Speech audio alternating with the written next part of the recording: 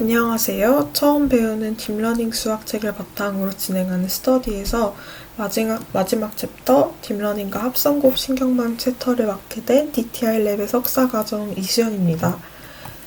이번 시간에는 이 책을 마무리 짓는 의미에서 지금까지 배웠던 앞부분의 핵심 내용을 짧게 요약해보고 2장에서부터 본격적으로 이번 시간의 주된 내용인 합성곱에 대해 배워보는 시간을 가지도록 하겠습니다.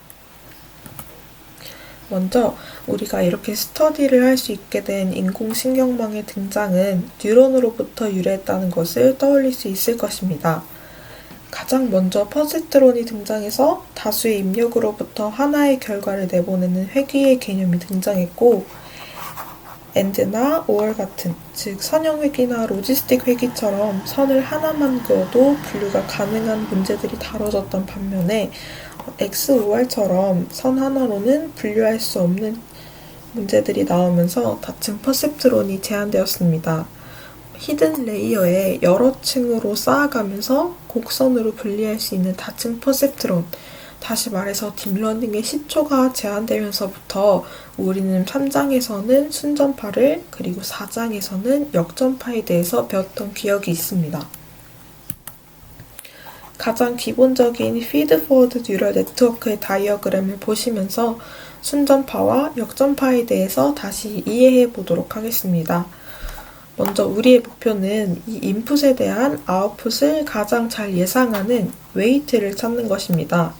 그렇게 하기 위해서는 이 학습셋을 이용해서 아웃풋을 구하고 이 아웃풋에 대한 에러를 또다시 도출하고 나서 에러가 줄어드는 방향을 찾아서 이 웨이트 값을 업데이트 시켜주는 과정을 반복함으로써 가장 좋은 웨이트 값을 찾는 것이 목표를 달성하기 위한 과정으로 해석할 수 있습니다. 그럼 본격적으로 이 인풋을 네트워크에 입력해서 출력을 얻는 피드포워드 과정에 대해서 살펴보겠습니다. 먼저 이 인풋은 벡터로, 웨이트는 행렬이므로 이들의 출력은 행렬곱에 의해서 구해집니다. 이렇게 구해진 노드의 출력은 활성화 함수에 들어가서 최종 출력인 y를 구할 수 있습니다. 이 히든 레이어는 앞서 구했던 히든 레이어를 쪼개보면 함수들을 모두 다 더한 값에 활성화 함수를 씌워서 구해질 수 있는 값들입니다.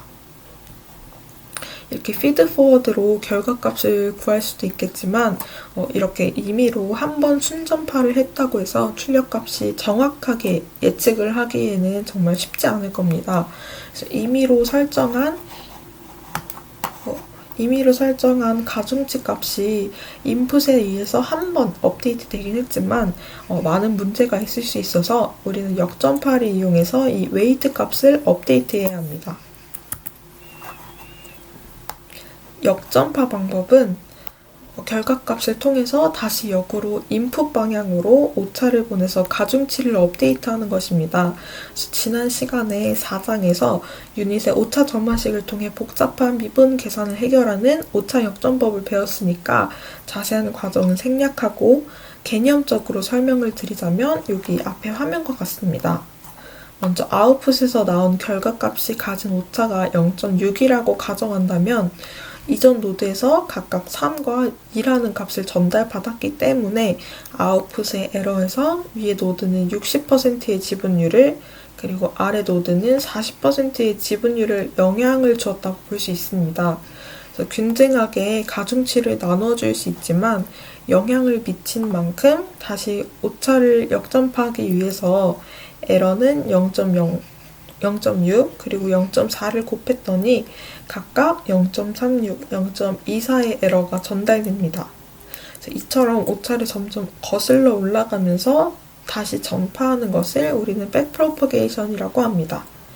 이와 관련해서 연습 문제의 뿌리를 따로 첨부했으니까 확인해 보시면 좋을 것 같습니다. 더불어서 수많은 가중치의 조합으로 특정 노드의 웨이트를 계산하기 위한 효율적인 방법으로는 경사강법이 있다라는 것도 잊지 않으셨겠죠? 그러면 여기까지가 지금까지 배워왔던 딥러닝의 개요에 대한 짧은 정리였습니다. 지금부터는 합성곱 신경망에 대해서 배워보도록 하겠습니다. 합성곱 신경망은 이미지 처리에 아주 탁월한 성능을 보이는 신경망입니다. 이미지 처리를 위해서 앞서 우리가 배워왔던 다층 퍼셉트론, 입출력층 사이에 하나 이상의 중간층을 두어서 이선형적으로 분리되는, 다시 말해 인풋, 히든, 아웃풋으로 구성된 신경망을 활용할 수도 있겠지만 이를 활용하기에는 여러 가지 한계점이 존재할 수 있습니다. 예를 들어서 그림 2.1을 보시면 우리가 육안으로 봤을 땐 두 그림 모두 알파벳 Y로 손쉽게 판단을 할 수 있지만 컴퓨터가 봤을 때는 여기 있는 각 픽셀마다의 그 값들이 서로 매우 다른 값들을 가지고 있기 때문에 완전히 다른 입력으로 인식을 하게 됩니다. 이미지라는 거는 2.1처럼 같은 입력 Y라고 하더라도 대상이 휘어지거나 이동되거나 방향이 뒤틀어졌거나 이런 다양한 변형이 존재할 수 있습니다. 다층 퍼셉트론은 몇 가지 픽셀 값만 달라도 민감하게 예측을 받는다는 단점이 있습니다. 좀 더 구체적으로 보자면 이 Y 값은 오른쪽 부분의 손글씨를 다층 퍼셉트론으로 분류한다고 해보면 이미지를 1차원 텐서인 벡터로 변환을 해서 다층 퍼셉트론의 입력층으로 사용을 해야 합니다. 네, 그렇게 바꾼 벡터의 형태는 여기 그림 2.2와 같고 1차원 형태로 변환된 결과는 본래 이 이미지가 어떤 이미지였는지 알아내기가 매우 힘듭니다. 그림 2.2를 보고 이거는 알파벳 Y야 라고 예측하는 것이 정말 사람에게도 불가능에 가까운 일인 것처럼 기계도 이를 알아보기가 정말 많이 힘든데 힘들어진 이유는 변환 전에 가지고 있었던 공간적인 구조 정보가 손실되기 때문입니다. 공간적인 구조란 이렇게 거리가 가까운 어떤 픽셀들끼리는 어떠한 연관관계가 있고 어떤 픽셀들끼리 값이 비슷한지를 포함하는 개념입니다. 결국 이미지의 공간적인 구조 정보를 보존하면서 학습할 수 있는 방법을 위해 만들어진 개념이 이 합성곱 신경망 CNN입니다. 덧붙여서 여기 러닝의 관점에서도 중간에 있는 히든 레이어가 증가할 때마다 이 파라미터 개수가 무수히 증가하게 되기 때문에 네트워크의 크기나 학습 시간에 대한 문제도 같이 발생할 수 있습니다. 그래서 하나의 이미지에 대해서 여러 각도, 크기, 회전 또는 이런 변형이 있다면 또다시 새로운 이미지 데이터들을 학습시켜야 한다는 문제가 있기 때문에 우리는 이런 이미지 처리에 매우 효율적인 CNN, 다층 퍼셉트론 구조에서도 CNN을 알아볼 필요가 있겠습니다.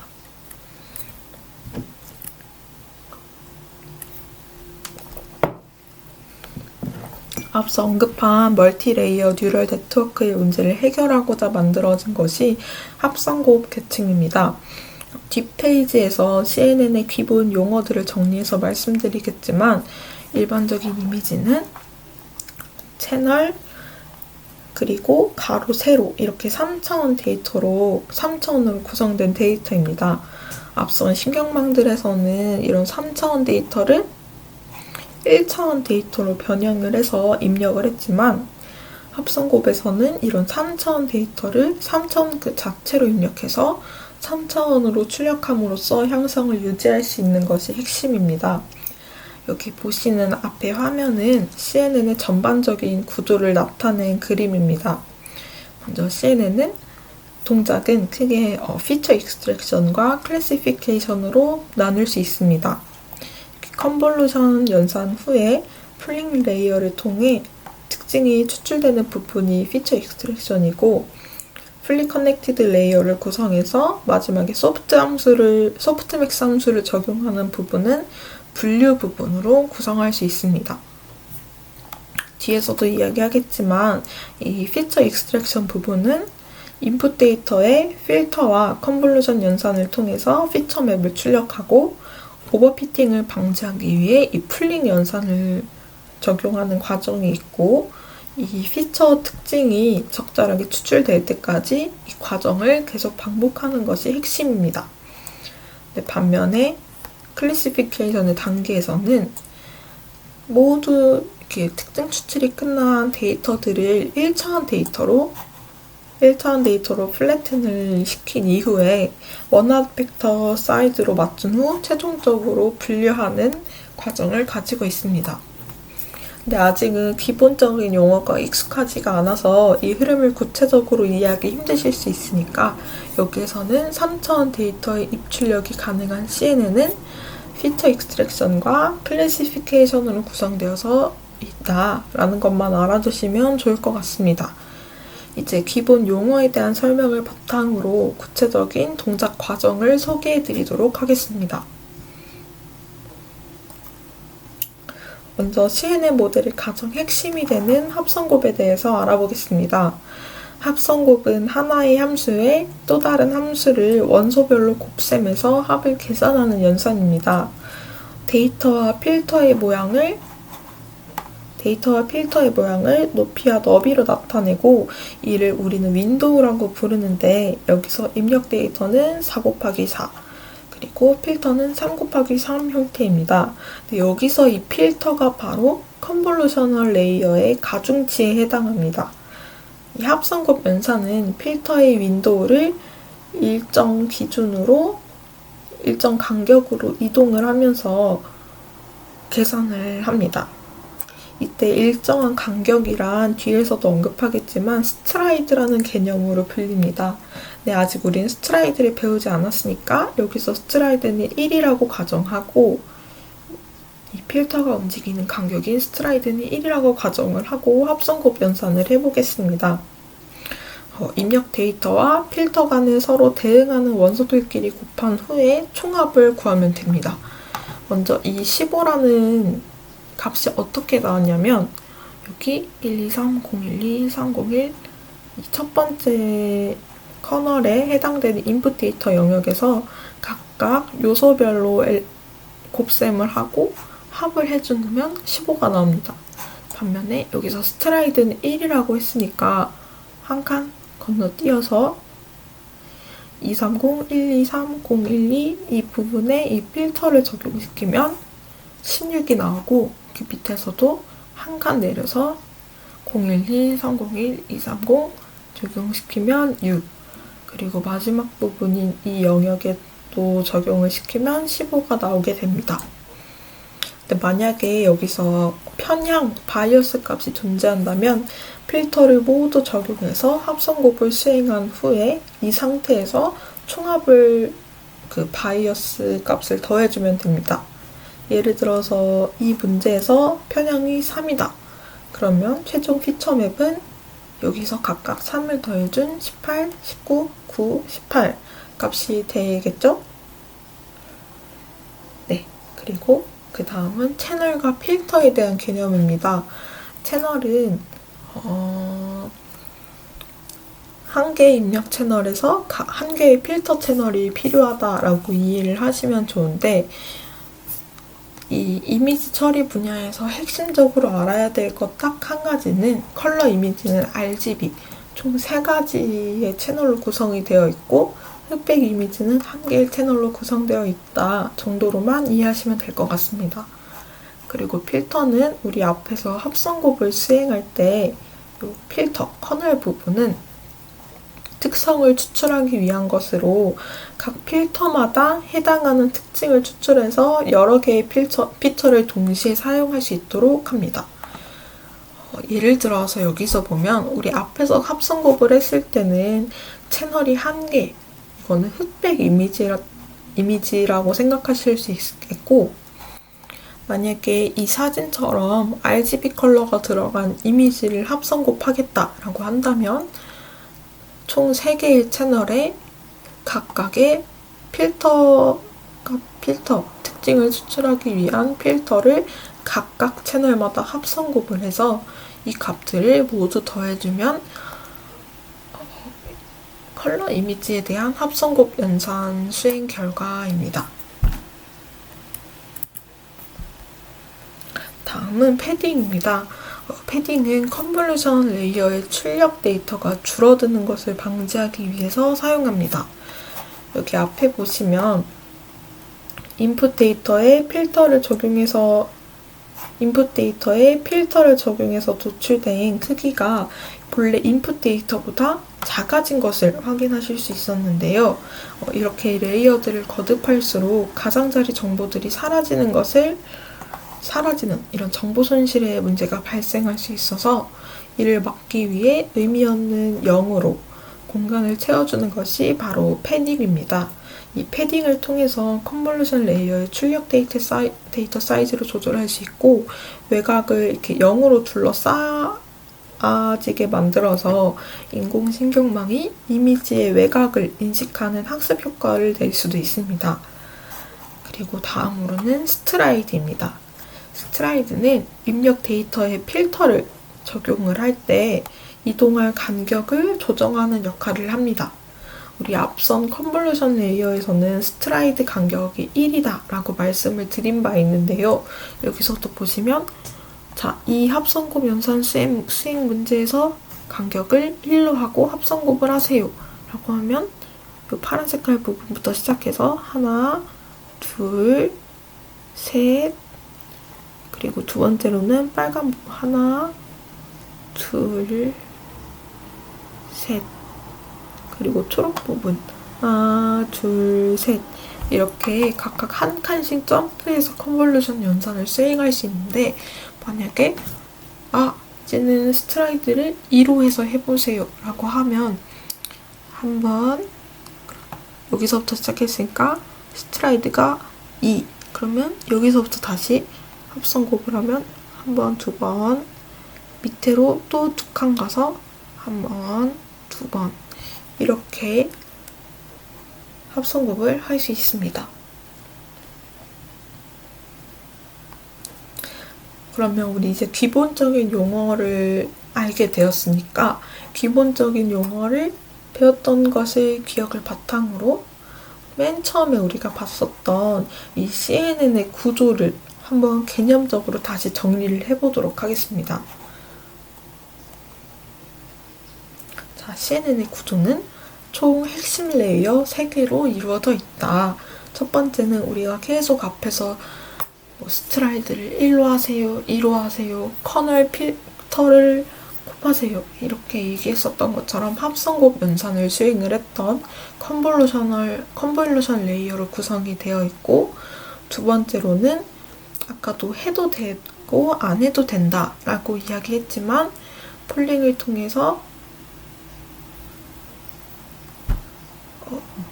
여기 폴링을 통해서 컨볼루션 레이어에 뭔가 조금 더 중요한 피처들의 가중치를 주거나 크기를 줄일 수 있다 라고 이야기를 했었는데요. 다시 보면 이 폴링 레이어는 컨볼루션 레이어의 출력 데이터를 다시 폴링 레이어의 입력으로 받아서 출력 데이터의 크기를 줄이거나 특정 데이터를 강조하는 용도로 사용할 수 있습니다. 대표적으로 맥스 폴링, 에버리지 폴링, 민 폴링이 있는데 여기 보시면 이 앞에 보이는 매트릭스 데이터는 앞에서 컨볼루션 레이어를 한 이후에 컨볼루션 레이어의 출력 데이터입니다. 그러니까 이건 하나의 피처 맵이겠죠?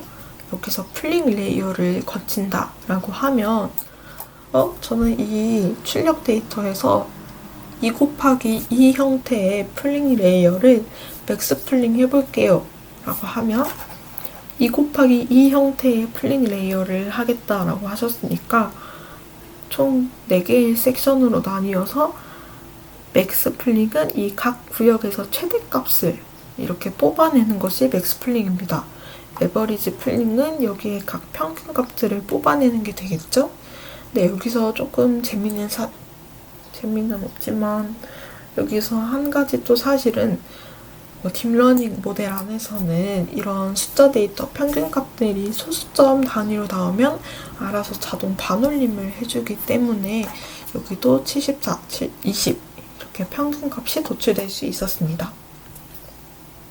그리고 마지막으로 우리 피처 익스트랙션 이후에 클래시피케이션에 해당되는 풀리 커넥티드 레이어는 기존의 신경망에서 각 층별 연결에 사용되는 방식으로 전결합층이라고 할 수 있겠습니다. 무슨 말이냐면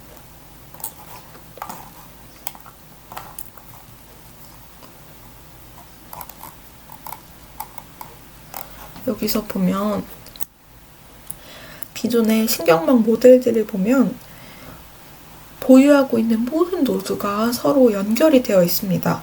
그만큼 수많은 연산이 발생을 하게 되고요. 하지만 CNN은 모든 노드를 결합하지 않아도 연산량은 줄이고 효율적으로 성능을 높이는 방식임에도 이 풀리 커넥티드 레이어가 마지막에서 등장을 하게 됩니다. 네, 우리가 지금까지 배워온 CNN 모델의 방향성은 학습한 데이터가 입력된 이미지를 분류하기 위한 최종 목적을 달성하기 위해서였습니다. 그래서 이 말은 최종 분류를 위해서 결국 분류를 하기 위한 쭉 리스트업 목록 중에서 어떤 라벨, 어떤 클래스를 선택하는지가 핵심이라는 뜻입니다. 그래서 이런 최종 결과를 분류를 하기 위한 정보를 모두 가지고 있어야 분류를 위한 소프트믹스 함수를 사용할 수 있는 거죠. 여기 앞단에서 컨볼루션과 풀링에서는 중요한 피처 정보만 가중치를 두어서 학습을 한다거나 좀 더 피처 익스트랙션을 사용했다면 분류를 위할 때는 내가 1번부터 100번까지 있다면 1번부터 100번까지의 모든 클래스 경우를 학습시키고 확률을 계산해야 내가 입력한 데이터가 1번부터 100번까지 클래스 중에 어떤 클래스에 속할지를 알 수 있는 겁니다. 그래서 이 풀리 커넥트 레이어에서는 지금까지 처리된 결과 데이터를 가진 모든 노드들을 연결시켜서 1차원 배열로 풀어서 표시를 해줍니다. 다음으로는 CNN의 핵심 아이디어를 한번 살펴볼 건데 결국 이 CNN의 핵심 아이디어는 프리프로세싱 개념의 피처 익스트랙션을 잘 해서 실제 퍼포먼스를 우수하게 구현하자는 것이 핵심입니다. 그래서 데이터를 잘 설명할 수 있는 피처맵을 뽑아주는 컨볼루션 필터를 학습하는 모델을 만드는 게 이 CNN의 목표라고 할 수 있겠습니다. 이런 CNN은 요약해서 총 3가지의 핵심 아이디어를 가지고 있는데 먼저 첫 번째로는 스파스 인터랙션입니다. 사실 지금까지 우리가 배웠던 뉴럴 네트워크들은 제가 좀 전에 앞서서 PDF 화면을 보여드린 것처럼 하나의 노드가 모든 노드에 다 연결되어 있는 구조였습니다. 하지만 이 모든 연결에는 불필요한 연결이 존재할 수 있고 CNN은 최대한 파라미터, 이런 노드들 사이의 연결을 줄여서 효율적인 피처맵을 뽑아내는 모델입니다. 가능한 모든 연결이 아니어도 특정 아웃풋에 영향을 줄 수 있는 인풋들에 대해서 골라낼 수 있는 거죠. 그래서 첫 번째의 특징은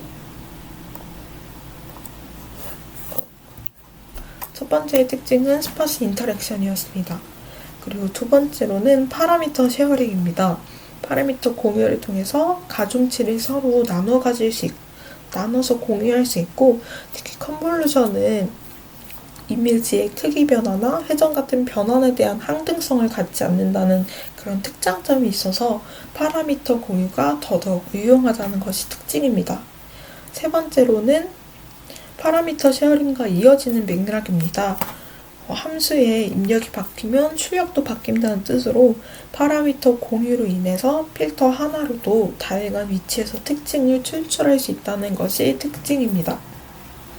정리해서 CNN은 합성곱을 이용해서 이미지 처리에 필요한 가중치 수를 줄이고 연산량 감소와 효과적인 이미지 처리를 가능하게 한다는 것이 핵심입니다. 다음으로는 우리가 앞에서 삼정 자정에서는 순전파와 역전파를 계산하는 부분이 있었는데 이 CNN에서는 레이어들만의 각 우리가 앞에서 얘기했던 것처럼 컨볼루션 레이어와 풀링 레이어를 거치는데 이 각각 레이어들의 아웃풋 크기 계산 방법을 계산할 수 있는 방법에 대해서 배울 수 있습니다. 그래서 보면 먼저 컨볼루션 레이어는 맨 첫 번째 피처 익스트랙션 부분에서 첫 번째로 거치게 되는 레이어죠. 근데 이 레이어들은 인풋으로 이렇게 6 곱하기 6 그리고 필터 크기가 3 곱하기 3 형태로 나왔다면 여기서 최종 컨볼루션 레이어의 피처맵 아웃풋 형태는 이 식을 통해서 우리가 구할 수 있습니다. 그러면 입력 크기는 6,6, 필터 크기는 3,3, 패딩은 우리 여기 패딩은 0으로 제로 패딩 0으로 채워주는 거라고 했으니까 패딩이 딱 한 줄밖에 안 되었어요. 그러면 패딩은 1, 스트라이드는 1이라고 가정을 문제에서 주어질 거예요. 1이라고 가정을 한다면 여기서 값은 뭘까요? 정답은 이 식에 대입해보면 4 곱하기 4 크기의 피처맵이 생성됩니다. 그런데 플링 레이어는 또 컨볼루션 레이어와 계산하는 방법이 다릅니다. 얘는 행과 열의 크기를 플링 사이즈로 나눈 몫인데 예를 들어서 플링하려고 하는 크기가 2 곱하기 2라면 출력 데이터 크기는 입력 데이터의 행과 열 크기를 2로 나눈 몫입니다. 그러면 여기서 이 식은 이렇게 보시면 되고 그럼 만약에 인풋 쉐입이 이거는 제가 지금까지 계속 1차원 형태로만 보여드렸던 것 같아서 3차원 데이터로 준비를 해봤는데 이 3차원에서 이 36은 행, 열, 20은 채널 수입니다. 그러니까 채널 수는 여기서 무시하셔도 돼요. 그러면 36 나누기 필터 사이즈, 플링 사이즈 2, 28 나누기 플링 사이즈 2를 하면 18,16 크기의 크기의 레이어 아웃풋이 나온다고 할 수 있겠습니다. 그러면 이것은 퀴즈입니다.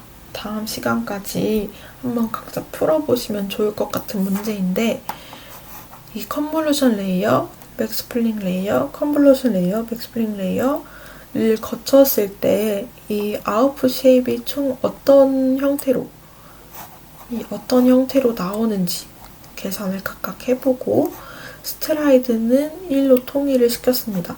여기 나머지 있는 빈칸은 모두 우리가 계산해서 채울 수 있는 부분이니까 각자 계산을 해서 채워보시고 만약 정답이 궁금하다면 PDF 파일에 8페이지에 정답이 있으니까 참고하시면 됩니다. 정리해서 오늘 수업에서 배웠던 내용은 CNN은 피처 익스트랙션과 클래시피케이션으로 구성되어 있다. 크게 컨볼루션 레이어와 플링 레이어와 풀리 커넥티드 레이어로 구성이 되어 있고 이 피처 익스트랙션 부분은 컨볼루션 레이어와 플링 레이어 그리고 클래시피케이션은 풀리 커넥티드 레이어로부터 수행할 수 있다. 그리고 우리는 합성곱 연산을 하기 위해서 인풋 데이터 3차원은 컬러 이미지 1차원은 흑백 이미지 각 이미지 쉐이프의 필터 즉 커널을 합성곱을 해서 컨볼루션 레이어의 아웃풋인 합성곱을 수행할 수 있고 컨볼루션 레이어와 플링 레이어의 피처맵을 계산하는 방법까지 배웠습니다. 그러면 이제는 엑셀로 한번 합성곱의 신경망을 살펴보도록 하겠습니다.